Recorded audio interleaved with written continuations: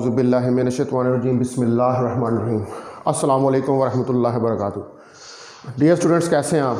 उम्मीद है खैरियत से होंगे। अपने माइक्स जो हैं इनको ऑफ़ कर दें, ठीक है, क्योंकि उसकी डिस्टर्बेंस आती है बार बार बीच में।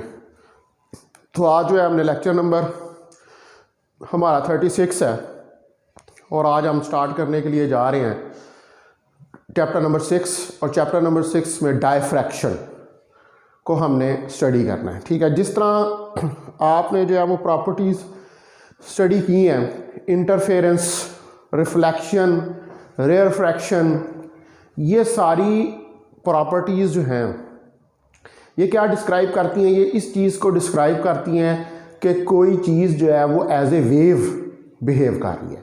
यानी कि अगर कोई चीज़ वेव है तो उसको रिफ्लेक्शन भी करनी चाहिए, उससे इंटरफेरेंस भी करनी चाहिए, उसे रेयरफ्रैक्ट भी होना चाहिए और उसे पोलराइज भी होना चाहिए और उसे डायफ्रैक्ट भी होना चाहिए। तो अभी आपने लास्ट जो 3 चैप्टर्स पढ़े हैं उनके अंदर आपने इंटरफेरेंस को स्टडी किया है।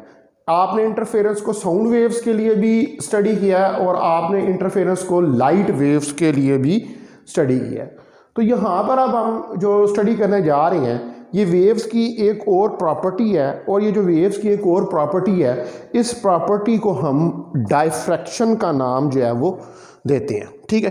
तो अब हमने देखना है कि डायफ्रैक्शन जो है वो क्या होती है। तो डायफ्रैक्शन को आपने जो है स्टडी किया हुआ है जो चैप्टर नंबर 9 है फिजिकल ऑप्टिक्स का फर्स्ट ईयर के अंदर। उसके अंदर आपने डायफ्रैक्शन की एक सिंपल डेफिनेशन जो है उसको पढ़ा हुआ है कि the bending of light around the obstacle, the bending of light around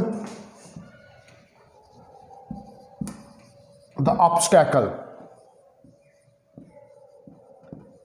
obstacle कहते हैं रुकावट को।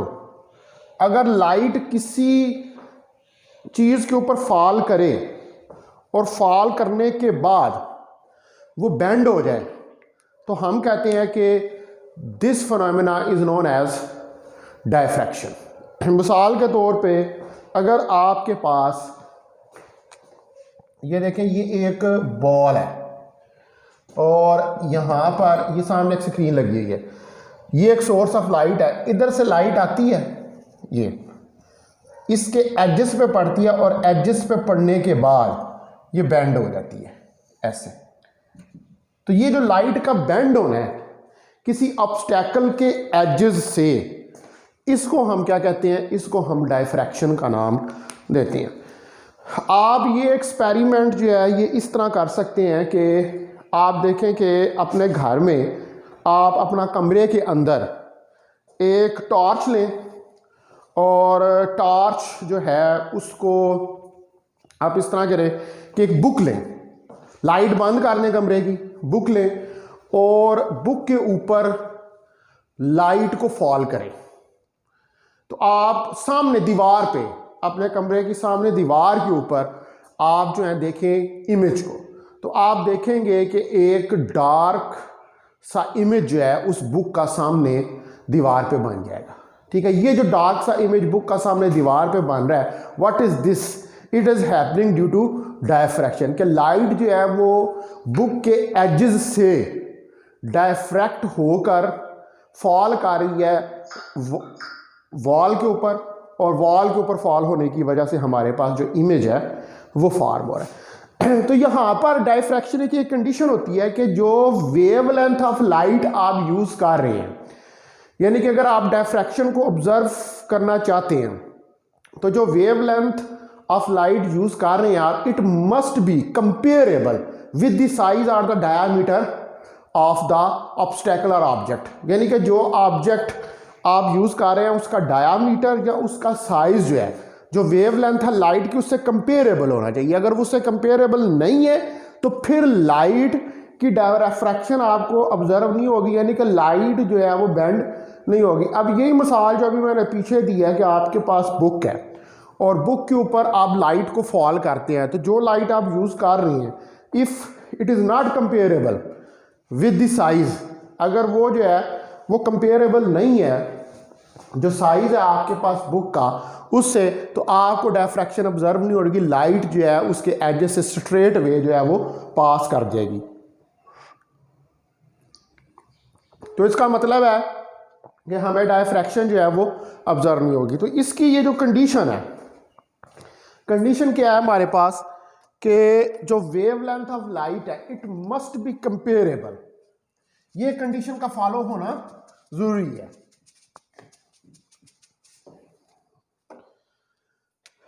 The wavelength of light must be comparable with the size or diameter of the obstacle। ठीक है, जो डायामीटर या साइज ऑब्स्टेकल का उससे कंपेरेबल होनी चाहिए। अगर कंपेरेबल होगी तो इंटरफेरेंस जो है, सॉरी डायफ्रैक्शन जो है वो आपको ऑब्जर्व होगी, अदरवाइज आप डायफ्रैक्शन को ऑब्जर्व जो है वो नहीं कर पाएंगे। तो अब हमें यहाँ पर थोड़ा सा ये पता लग गया कि डायफ्रैक्शन क्या होती है। तो जो अमाउंट ऑफ बेंडिंग है वो डिपेंड करती है relative size of wavelength of light to the size of opening.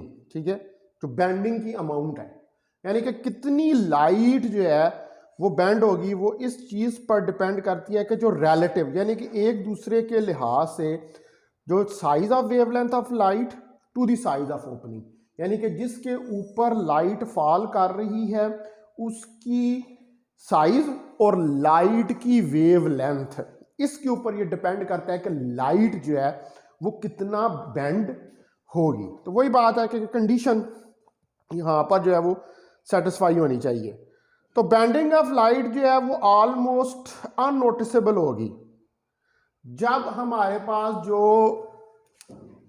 Obstacle है या जो ओपनिंग है उसका साइज जब वो बड़ा हो as compare to the wave length of the light, यानी कि आप जो है ये बड़े साइज की ऑब्स्टेकल जो है इसको यूज कर रहे हैं और यहाँ पर ये जो सोर्स है इससे जो वेवलेंथ निकल रही है लाइट की वो वेवलेंथ इस ऑब्स्टेकल के साइज से कम है, यानी कि इस ऑब्स्टेकल का साइज जो है वो बहुत ज़्यादा है, तो हमारे पास जो है वो बेंडिंग ऑफ लाइट जो है वो ऑब्जर्व नहीं होगी। लेकिन अगर जो अमाउंट ऑफ बेंडिंग कंसिडरेबल है उस वक्त जब दोनों, यानी कि वेवलेंथ ऑफ लाइट और साइज या डायामीटर ऑफ द ऑब्स्टेकल वो कंपेरेबल है, यानी कि अगर वेवलेंथ ऑफ लाइट जो है that is equal to size और डायामीटर ऑफ द ऑब्स्टेकल, तो हमारे पास जो है उस वक्त नोटिसेबल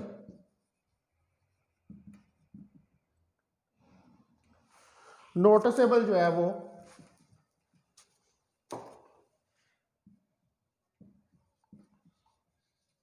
डायफ्रैक्शन जो है इज ऑब्जर्व्ड।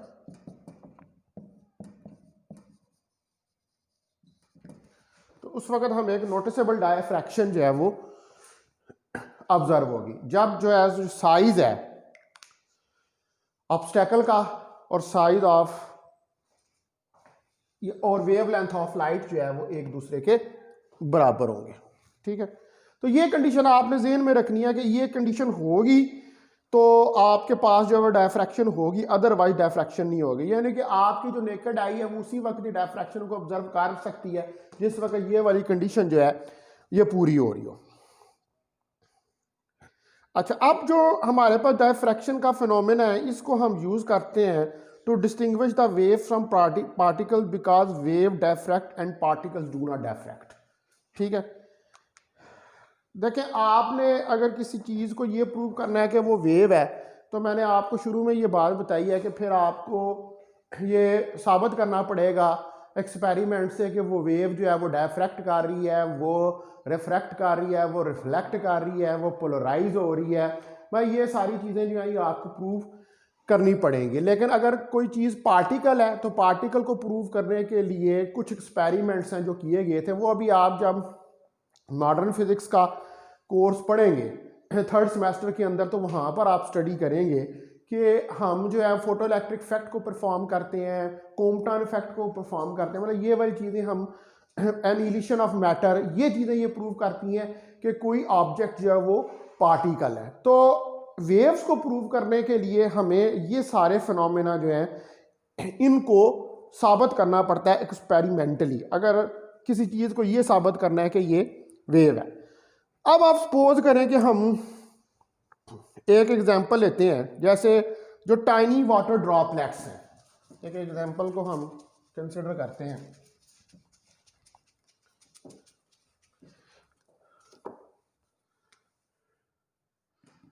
एग्जांपल,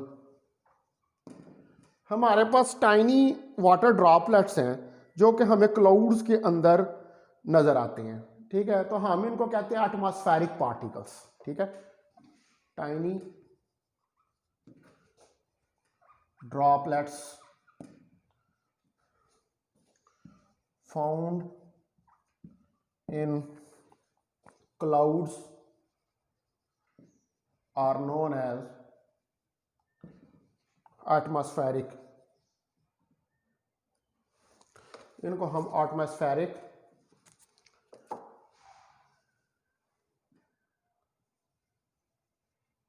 पार्टिकल्स का नाम देते हैं, ठीक है, एटमॉस्फेयर के पार्टिकल्स। और आप देखें कि सिल्वर लाइनिंग जो है वो फाउंड होती है जो एजेस हैं क्लाउड के, ठीक है, जिसको हम जो है सन और मून की लाइट जब उन वाटर ड्रॉपलेट्स के ऊपर पड़ती है, तो वो सन और मून की लाइट जब उन वाटर ड्रॉपलेट्स पे पड़ती है तो वो वाटर ड्रॉपलेट्स पे पड़ने के बाद डायफ्रैक्ट होती है। तो उस डायफ्रैक्शन की वजह से हमें उनके इर्द गिर्द जो है वो एक लाइनिंग जो है वो नजर आती है, यानी कि एक सिल्वर लाइनिंग जो है वो हमें नजर आती है। और ये क्यों सिल्वर लाइनिंग उनके इर्द गिर्द नजर आ रही होती है? क्योंकि जो लाइट सन की है या जो मून की लाइट है वो जब इनके ऊपर फॉल करती है, क्योंकि सन और मून की लाइट जो है इनका साइज उसकी वेवलेंथ जो है वो इन पार्टिकल्स के साइज से कंपेरेबल है। तो इस वजह से आपको जो है वो एक लाइनिंग सीन के एजेस के इर्द गिर्द नजर आती है, जो कि डायफ्रैक्शन की वजह से प्रोड्यूस हो रही होती है। अब हमने जो है ये तो थोड़ा सा इंट्रोडक्शन की बातें होंगी। अब हमने सबसे पहले जो है वो सिंगल स्लिट डायफ्रैक्शन जो है उसको स्टडी करना है, और ये बड़ा इंपॉर्टेंट क्वेश्चन है, अक्सर पेपर के अंदर डायफ्रैक्शन के चैप्टर में से आ जाता है, ठीक है। Single slit diffraction, single slit का मतलब है कि सिंगल, एक स्लिट, एक ओपनिंग, ठीक है, एक सुराख जो है उसको हम कहते हैं सिंगल स्लिट। तो हमने देखना है कि जब लाइट सिंगल स्लिट से डायफ्रैक्ट होती है तो डायफ्रैक्शन के बाद हमें स्क्रीन के ऊपर किस तरह का जो है वो पैटर्न मिलता है। उस पैटर्न को हमें क्या करना है, एक्चुअली जो आपका सुपरपोजिशन प्रिंसिपल है, हम ये सारी जो है वो क्या कर रहे हैं, वो सुपरपोजिशन प्रिंसिपल जो है, सुपरपोजिशन प्रिंसिपल की ये सारी प्रॉपर्टीज जो है उनको हम स्टडी कर रहे हैं, ठीक है, सुपरपोजिशन प्रिंसिपल की। और सुपरपोजिशन प्रिंसिपल की जो प्रॉपर्टीज हैं इनमें हमने जो इंटरफेरेंस को स्टडी किया है, और एक्चुअली ये डायफ्रैक्शन जो है ये भी इंटरफेरेंस का ही फिनोमेना है, ठीक है। आप डायफ्रैक्शन का भी जब एक्सपेरिमेंट करते हैं तो एक्सपेरिमेंट जब सिंगल स्लिट का करते हैं तो आप जो पैटर्न ऑब्जर्व करते हैं डायफ्रैक्शन का ऑन द स्क्रीन, वो एक्चुअली पैटर्न किसका होता है, वो इंटरफेरेंस का ही पैटर्न होता है। क्योंकि यहाँ पर भी जो लाइट जो है वो सिंगल स्लिट से जब पास करती है तो सिंगल स्लिट से पास करने के बाद वो कंस्ट्रक्टिव और डिस्ट्रक्टिव इंटरफेरेंस करती है और आपके पास एक फ्रिंजेस का पैटर्न जो है वो फॉर्म होता है स्क्रीन के ऊपर। ठीक है, अब हमने ये देखना है कि what is the difference here, कि यहाँ पर क्या, यानी कि इंटरफेरेंस के पैटर्न और डायफ्रैक्शन के पैटर्न के अंदर हमारे पास क्या डिफरेंस जो है वो आता है।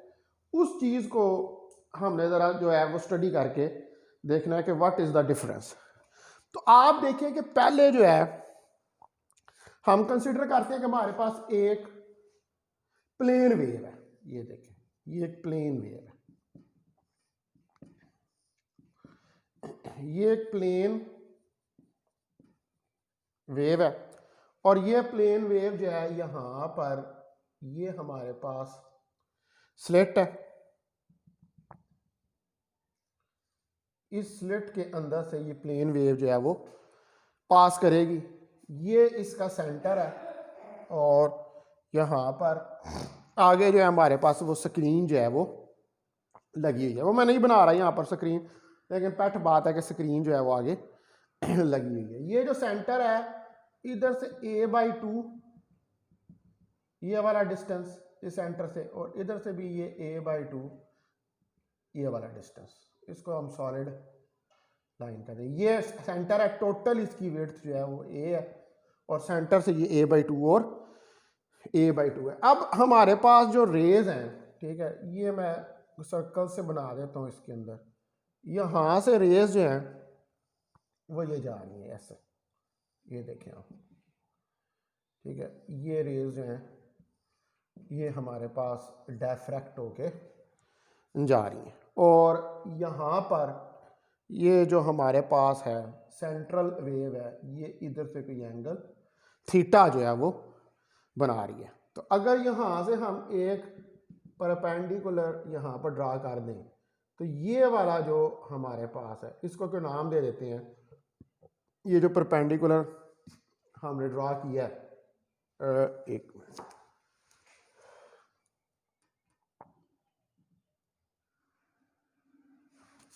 इसको हम कोई नाम दे देते हैं, ये परपेंडिकुलर जो हमने ड्रा किया है यहाँ पर, ठीक है। मैं इसको कह देता हूँ कि ये सेंटर O, ये A और ये B है, ठीक है। OB हमने परपेंडिकुलर जो है वो ड्रा किया, तो AB जो है यहाँ पर ये पार्ट डिफरेंस हमारे पास जो है वो आ जाएगा और ये AB जो पार्ट डिफरेंस है यहाँ से आप देखें तो ये a/2 साइन ऑफ थीटा के बराबर जो है ये हमारे पास आएगा, ठीक है। अब आप इस फिगर को ज़रा एक दफ़ा समझ लें कि ये फिगर क्या है, कि हमारे पास एक स्लिट है, ठीक है, एक स्लिट है जिसकी विड्थ a है, एक स्लिट है जिसकी विड्थ a है, ठीक है। उस स्लिट के अंदर से स्लिट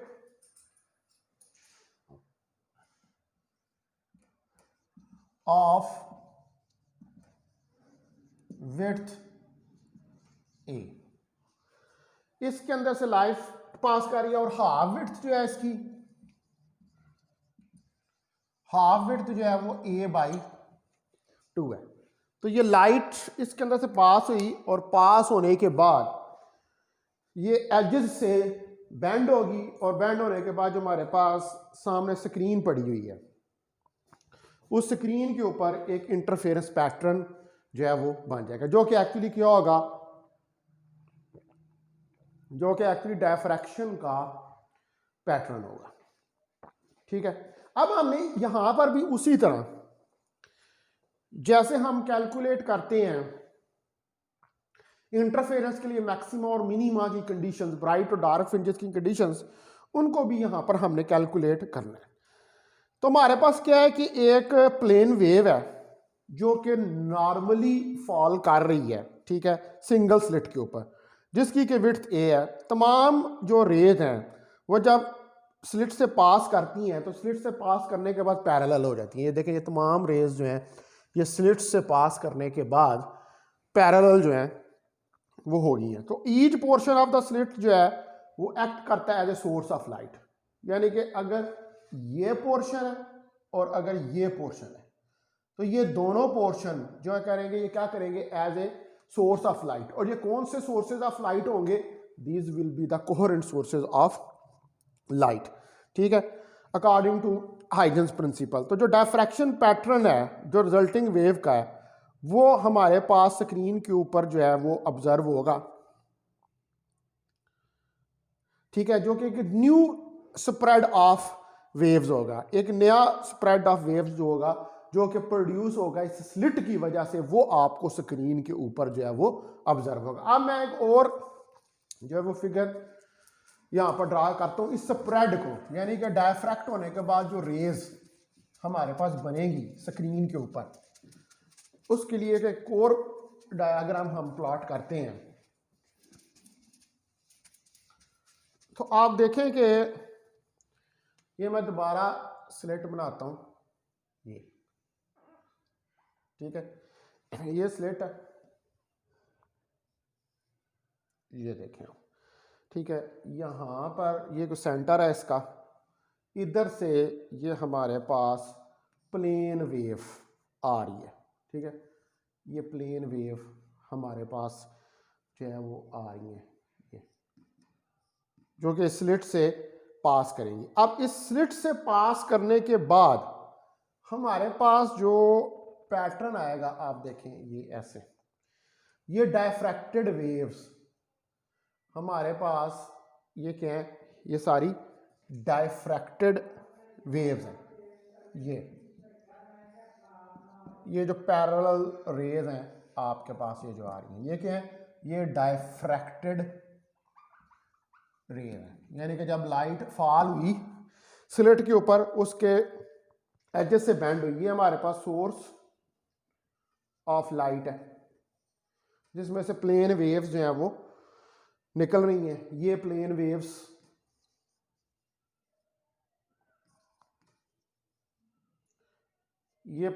जो हैं ये फॉल करेंगी इस स्लिट के ऊपर, ठीक है। आप ये देखें, ये हमारे पास प्लेन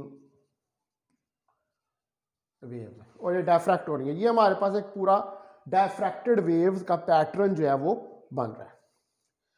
तो अब यहां पर जो अजम्पशन क्या ली जाती है इस सिंगल स्लिट डायफ्रैक्शन के अंदर, उस अजम्पशन को हम स्टडी करते हैं। देखिए, पहली अजम्पशन तो ये होती है कि जो वेवलेंथ ऑफ लाइट है it must be comparable with the size of the obstacle, कि जो साइज है ये पहली जो अजम्पशन है इसके अंदर, ठीक है, first assumption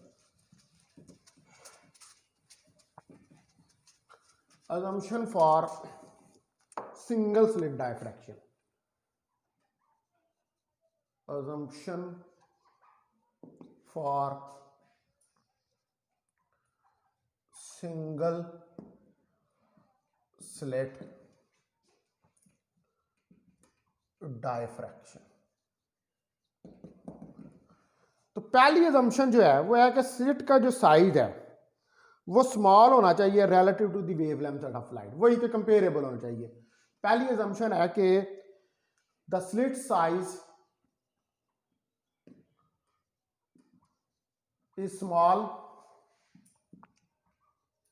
as comparable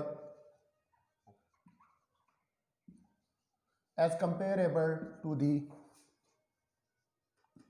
wavelength of light। जो वेवलेंथ ऑफ लाइट है उससे जो है इसको कंपेरेबल होना चाहिए। दूसरी assumption, the screen must be far away, screen जो है वो बहुत फासले के ऊपर जो पड़ी हो जिसके ऊपर आप डायफ्रैक्शन पैटर्न जो है उसको ऑब्जर्व कर रहे हैं।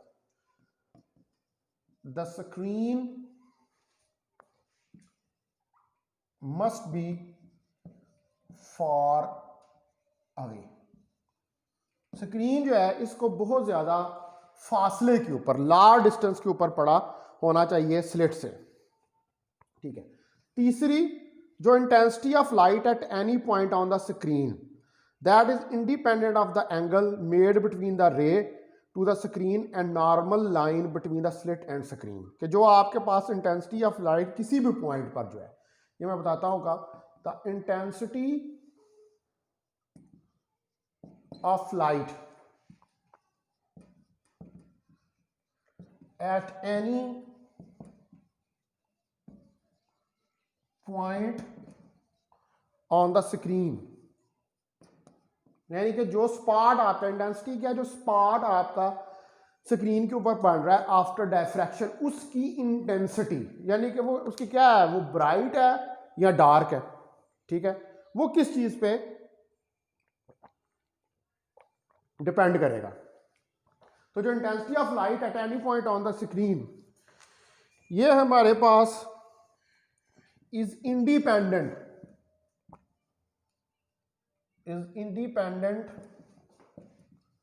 ऑफ द एंगल, ये इंडिपेंडेंट है उस एंगल से made between the ray on the screen and normal line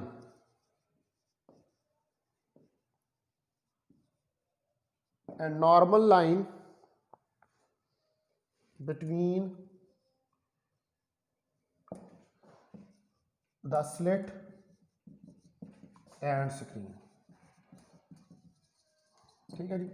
अब वो क्या था कि ये देखिए, ये स्क्रीन पड़ी हुई है, ये स्लिट्स हैं, ये लाइन नॉर्मल जा रही है, अब इधर से ये बन रहे होते हैं ये एंगल, ठीक है, ये यूं रेज आ रही है, तो जो इंटेंसिटी है वो इन एंगल्स से क्या है, वो इंडिपेंडेंट है। इंटेंसिटी जो है वो इस चीज पे डिपेंड करती है कि फेज क्या है वेव्स का, कंस्ट्रक्टिव इंटरफेरेंस का आ रही है या कि डिस्ट्रक्टिव इंटरफेरेंस जो है वो कर रही है, ये इस चीज के ऊपर डिपेंड कर, फेज क्या है, क्या स्क्रीन पर फॉल होने के बाद वो जो लाइट की रेज है वो इन फेज है या आउट ऑफ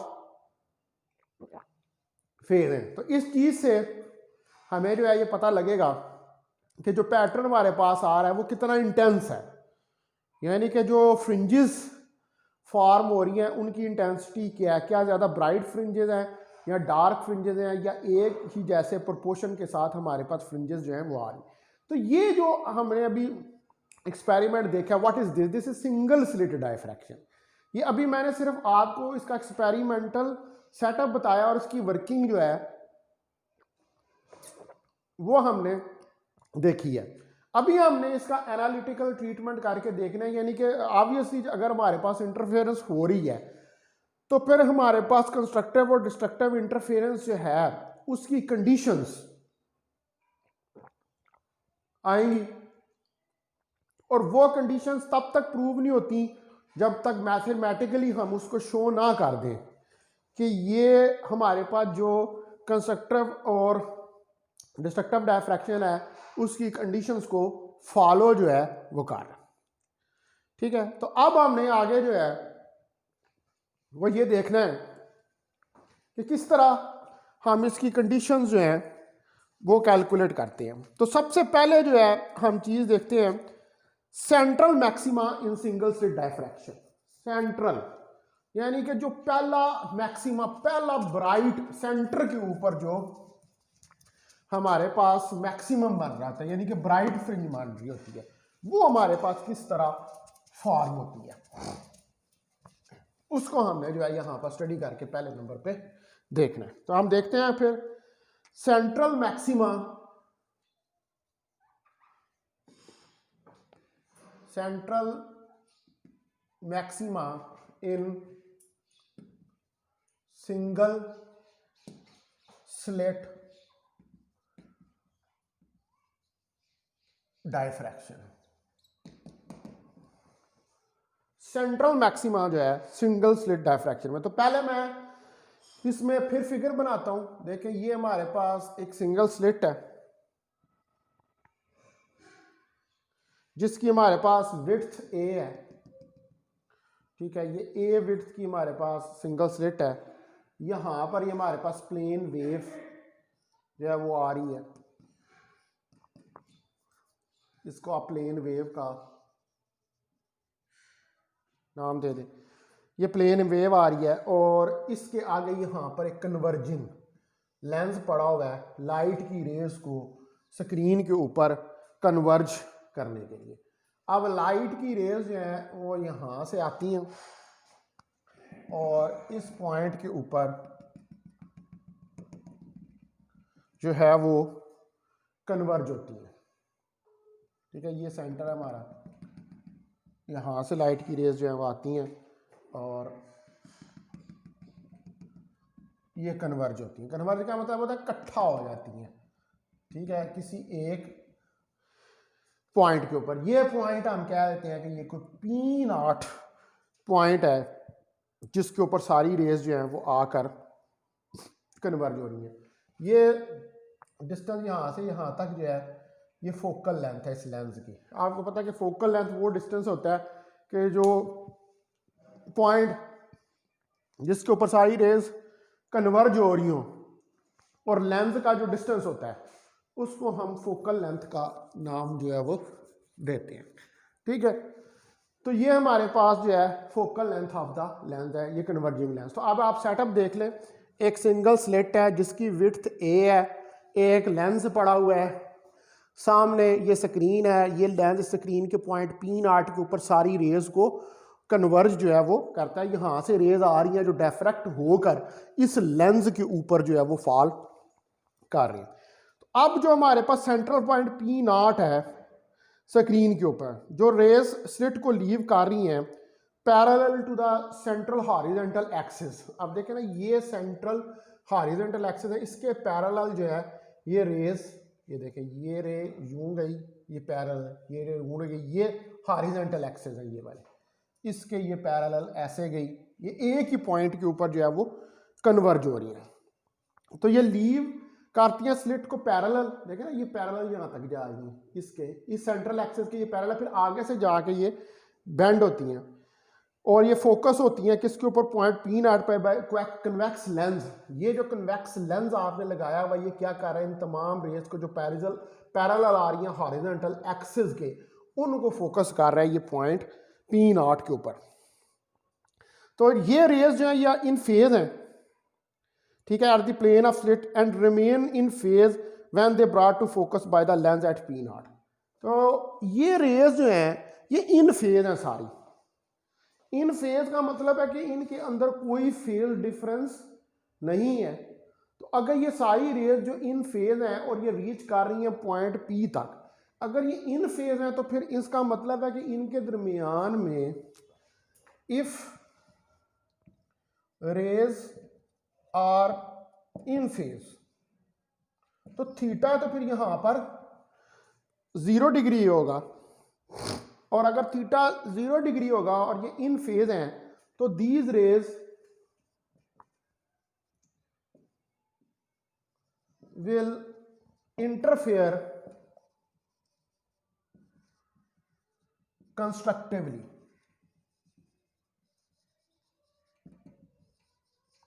तो ये रेज जो है ये क्या करेंगी, ये इंटरफेयर करेंगी कंस्ट्रक्टिवली, और जब ये कंस्ट्रक्टिवली इंटरफेयर करेंगे तो यहां पर P0 के ऊपर जो हमारे पास सेंट्रल स्पॉट हमें मिलेगा, वो सेंट्रल स्पॉट जो है वो ब्राइट होगा। यानी कि पहला सेंट्रल स्पॉट जो हमें मिलेगा वो सेंट्रल स्पॉट जो है वो ब्राइट होगा, वो bright fringe, bright central maxima जो है वो आपको मिलेगा। ठीक है, तो इसका मतलब है कि अगर ब्राइट मिलेगा तो in the case of diffraction, diffraction के केस के अंदर जो हमारे पास सेंट्रल स्पॉट होता है वो ब्राइट होता है। तो अगर आप इसको याद करें तो in the case of Newton rings, Newton rings के अंदर जो सेंट्रल स्पॉट होता है वो डार्क होता है। ठीक है, न्यूटन रिंग्स के अंदर सेंट्रल स्पॉट जो है वो डार्क होता है। अब वो सेंट्रल स्पॉट डार्क होता है और यहाँ पर जो सेंट्रल स्पॉट है वो ब्राइट है। There is a difference in it. Why? इसके दरमियान डिफरेंस क्यों है, ऐसा क्यों हो रहा है? देखें, जो हमारे पास न्यूटन रिंग्स हैं वहां पर जो थिन फिल्म पड़ी होती है प्लानो कन्वेक्स लेंस और प्लेट के दरमियान, जब लाइट उससे उसके इनर पार्ट से यानी कि उसके अंदर से जो लाइट रिफ्लेक्ट होती है, वो पहला जो लाइट की रे रिफ्लेक्ट हो रही होती है वो इन फेज नहीं होती, क्योंकि हमें पता है कि जब डेंसर मीडियम से लाइट की रेज जो हैं वो रिफ्लेक्ट होती हैं तो उनका फेज चेंज हो जाता है। तो वहां पर जब वो बॉटम ऑफ द फिल्म जब रिफ्लेक्ट होती है रे, तो उसके फेज में चेंज आ जाता है। तो यहां पर ऐसा कोई मसला नहीं है। ये यहां पर ये जो स्लिट है इसकी एडजस्ट से ये रिफ्लेक्ट हो रही है और ये हमारे पास एक रेयर मीडियम है, इसलिए हमारे पास सेंट्रल स्पॉट के ऊपर जो है वो इमेज हमारे पास ब्राइट जो है वो बन रहा है। ठीक है, अब ये तो होगी पहली बात यहां पर कि सेंट्रल मैक्सिमा इन सिंगल स्लिट डायफ्रैक्शन। ठीक है जी, कि पहला जो हमारे पास मैक्सिमा बनता है वो ब्राइट होता है। ये जो मैंने आपको भी एक्सपेरिमेंट बताया था कि आप करें, एक्सपेरिमेंट आपको ये बताया था कि आप बुक लें, बुक के ऊपर लाइट को फॉल करें, तो वो स्क्रीन के ऊपर आप देखेंगे कि आपके पास जो डायफ्रैक्शन पैटर्न बनेगा उस बुक का वो इस तरह का होगा कि सेंटर से वो ब्राइट स्पॉट आपको नजर आ रहा होगा और उसके इर्द गिर्द जो है वो डार्क स्पॉट्स हैं वो होंगे। ये आपने आज इसको करके देख रहे हैं, ठीक है, इस चीज को। लेकिन इसके लिए जरूरी है कि वो कंपेरेबल हो with the length of wave length of the light. अब हम देखते हैं first minima in single slit diffraction. पहला dark fringe, first minima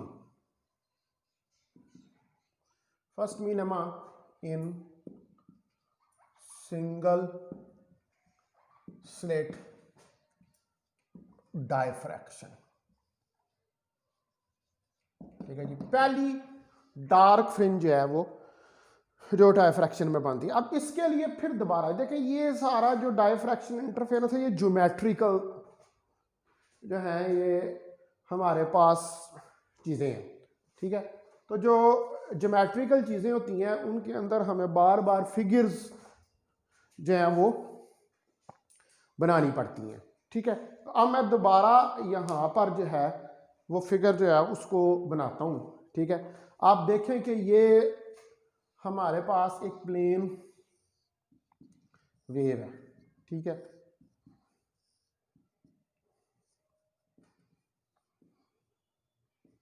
plane wave है कि ठीक है, उसके बाद ये यहां पर फिर हमारे पास ये स्लिट है।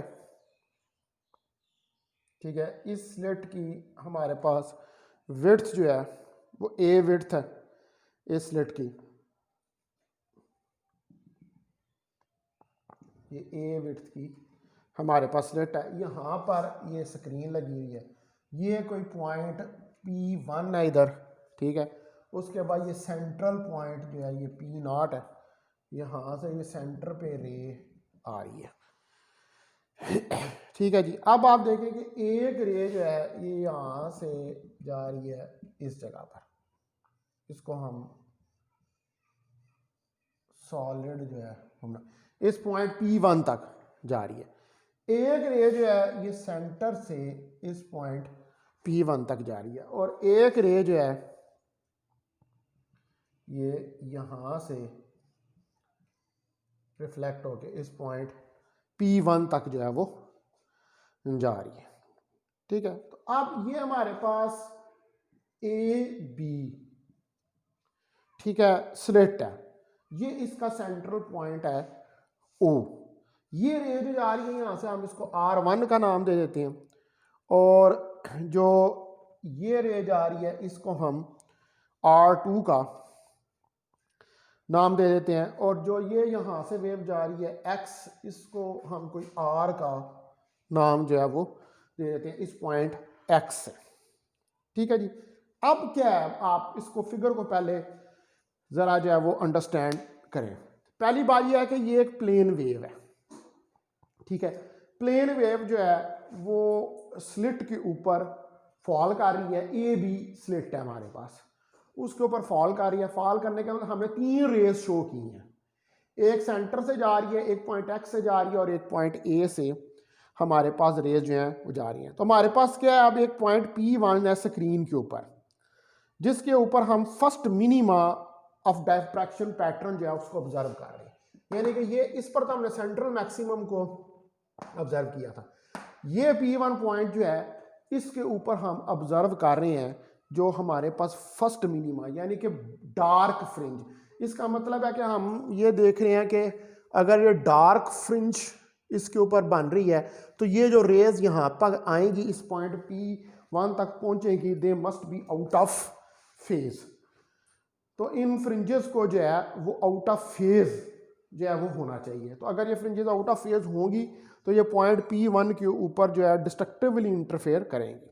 अब हमने क्या किया कि हमने डिवाइड कर दिया स्लिट को 2 हाफ्स के अंदर। कुछ रेज जो है वो अपर हाफ से जा रही हैं, ठीक है, जो रेज अपर हाफ से जा रही हैं वो डायफ्रैक्ट होंगी 180 आउट ऑफ द फेज, ठीक है। जो कॉरस्पॉन्डिंग वेव्स हैं लोअर हाफ से, देखिए ये अपर हाफ है, ये लोअर हाफ है। यहां से जो रेज जा रही है और जो यहां से रेज जा रही है इस पॉइंट P1 तक, ठीक है, रेज फ्रॉम अपर, जो अपर और लोअर हाफ है, rays from upper and lower half और 180 डिग्री आउट ऑफ फेस। तो वो क्या है, वो 180 डिग्री आउट ऑफ फेज है, एक दूसरे से 180 डिग्री के एंगल पे है, इन फेज नहीं है, वो आउट ऑफ फेज है। तो आप सपोज करें कि यहां पर हमारे पास अगर 10 पॉइंट सोर्सेज हों, ठीक है, तो 5 जो है वो लोअर में हो और 5 या 6 जो है वो अपर में हो। तो सोर्स 1 जो है वो हमारे पास अगर डिस्टेंस a/2 पे है तो सिमिलर ऑब्जर्वेशन ही जो है वो हमारे पास सोर्स 2 के लिए भी होगी कि वो भी डिस्टेंस a/2 के ऊपर ही होगा। यानी कि ये यहाँ पर ये डिस्टेंस a/2 और यहाँ पर ये डिस्टेंस a/2, ठीक है, a/2 और a/2 ये हमारे पास डिस्टेंस हो जाएंगे, ठीक है, सेंटर से। तो अगर ये डिस्टेंस होंगे तो हमारे पास जो P1 के ऊपर रेज रीच करेंगी आफ्टर लीविंग द स्लिट, वो क्या कर रही हैं, वो मेक कर रही हैं एन एंगल थीटा। अब देखें ये मेक कर रही हैं एंगल थीटा विद हॉरिजॉन्टल, वो हॉरिजॉन्टल के साथ एक एंगल जो है वो थीटा बना रही है। और अब आप देखें कि अगर मैं यहाँ से ये एक परपेंडिकुलर ड्रा करूँ, ठीक है, और उसके बाद एक यहाँ से मैं ये परपेंडिकुलर ड्रा करूँ, ठीक है, ये इधर से हम हटा देते हैं। तो अगर ये मैं परपेंडिकुलर जो हैं ये ड्रा करूँ यहाँ से, तो ये क्या, ये 1 वेवलेंथ है, ठीक है, ये 1/2 वेवलेंथ का डिफरेंस, पार्ट डिफरेंस है, ये पार्ट डिफरेंस 1/2 लैम्डा, लैम्डा होगा तो इन फेज होगी, 1/2 लैम्डा होगा तो आउट ऑफ फेज जो है वो होगी। और इधर से भी हमारे पास देखिए ये एंगल थीटा बन रहा है तो ये एंगल भी थीटा बन रहा है हमारे पास, और हमारे पास यहाँ से ये एंगल जो है ये भी थीटा हमारे पास बन रहा है। तो हमारे पास अब जो है रे R1 है और इसके नीचे R2 है। एवरी रे जो पहुंच रही है हमारे पास P1 पर from upper half of the slit interfere destructively, यानी कि अपर और लोअर हाफ की रेज जो है वो डिस्ट्रक्टिवली इंटरफेयर करेंगी। तो जब वो डिस्ट्रक्टिवली इंटरफेयर करेंगी, ठीक है, अब मुझे इस फिगर की जरूरत नहीं रही है, ये अपर लोअर हाफ से, तो हमारे पास जो पार्ट डिफरेंस है, ठीक है, आप देखिए हमारे पास पार्ट डिफरेंस जो है वो हमने शो किया पीछे फिगर में, वो λ/2 है। तो आप देखें कि इस फिगर के अंदर हमारे पास एक यूं जो है वो ये ट्राइंगल बन रही थी, ये एंगल थीटा था, ठीक है, इसकी ये वाली साइड a/2 थी, हाफ, विड्थ की साइड थी, ठीक है। और ये मैं कहता हूँ ओ ए बी, इसको नाम दे देता हूँ। तो साइन ऑफ थीटा मेरे पास जो है वो क्या आ जाएगा, A B over O A, ठीक है, परपेंडिकुलर ओवर हाइपोटेन्यूज। तो साइन ऑफ थीटा मेरे पास जो है वो A B divided by A by two. तो ए बी मेरे पास A by two sine of theta के बराबर जो है वो आ जाएगा। तो ए बी क्या है, ए बी जो है that is path difference. A B क्या, दो रेस के दरमियान में पाथ डिफरेंस है, ठीक है। तो ये पाथ डिफरेंस हमारे पास ए बी किसके बराबर था, ये लैम्डा बाई टू के बराबर था। तो ये वैल्यू यहां पर रखे, तो lambda by two A by two sine of theta, two two से कट गया, तो A sine of theta is equal to lambda. ये हमारे पास इक्वेशन जो है वो निकल आई। तो ये हमारे पास इक्वेशन ये शो करती है कि अगर सेंट्रल मैक्सिमम जो है वो वाइडर हो, जब हम स्लिट को नैरो करेंगे, यानी कि जितनी स्लिट छोटी करते जाएंगे उतना सेंट्रल मैक्सिमम जो है वो बड़ा होता रहेगा। और फर्स्ट मिनिमा किस एंगल पर अकर करेगा, देखिए फर्स्ट मिनिमा थीटा अगर 90 डिग्री है तो साइन 90 डिग्री 1 के ऊपर होगा। तो फर्स्ट मिनिमा जो है वो आपका साइन 90 डिग्री के ऊपर, यानी कि इस इक्वेशन के अंदर अगर आप साइन 90 डिग्री को सब्स्टिट्यूट करें, A sine of theta is equal to lambda, theta 90 degree, ठीक है। तो A sine 90 degree is equal to lambda, sine 90 degree is equal to 1, तो A is equal to lambda, ठीक है जी। तो ये हमारे पास जो फर्स्ट मिनिमम है, तो इसका मतलब है कि जो सेंट्रल मैक्सिमम है, ठीक है, तो जो हमारे पास फॉरवर्ड हेमिस्फीयर बन रहा होगा, ठीक है, उस फॉरवर्ड हेमिस्फीयर के अंदर जो है वो सेंट्रल मैक्सिमम होगा, ठीक है, और उसके इर्द गिर्द आपके पास जो है वो मिनिमास जो है वो बन जाएंगे, ठीक है डियर स्टूडेंट्स। तो अब ये हमारे पास सिंगल स्लिट डायफ्रैक्शन जो है इसको हमने स्टडी कर लिया है। इसका फर्स्ट मिनिमा हमने देखा है, अभी हमने इसका सेकंड देखना है, अभी टाइम जो है वो ओवर हो रहा है, और फिर हम इसको जनरलाइज भी करके देखना है। तो मैं इसको लेक्चर को जो है यहीं पर एंड करता हूँ। बहुत शुक्रिया आपका, और मुझे ज़रा भी लॉग आउट ना होइएगा, मुझे ज़रा अटेंडेंस लेनी है।